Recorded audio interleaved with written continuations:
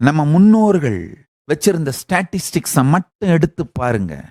அவர்களுடைய தினசரி வாழ்க்கையான யோகம், ஆர்கானிக் ஃபுட், ஸ்வயம்பாகம். அதாவது ஸ்வயம்பாகம்னா நாம மட்டும் சமைக்கிறது, நாமளே நம்ம உணவை சமைச்சிக்கிறது மட்டும் இல்ல, நாமளே நம்ம உணவை விளைய வச்சுக்கிறது. நம்முடைய முன்னோர்கள் நாமளே நம்ம உணவை சமைச்சிக்கிற அளவுக்கு மட்டும் சுயம்பாகம் பண்றவர்களா இல்ல, நாமளே நம்ம உணவை விளைய வச்சுக்கிற அளவுக்கு சுயம்பாகம் பண்றவர்களா இருந்தாங்க.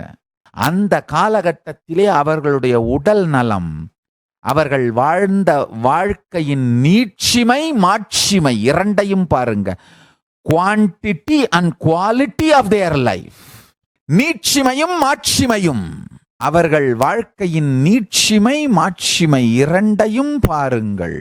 என்ன வளமா வாழ்ந்திருக்காங்க. அவர்களுடைய வாழ்க்கை முறையான யோகத்தை 2-3 தலைமுறைக்கு நாம் வாழாததனால் இன்று எந்த நிலைக்கு போயிருக்கிறோம் பாருங்கள்.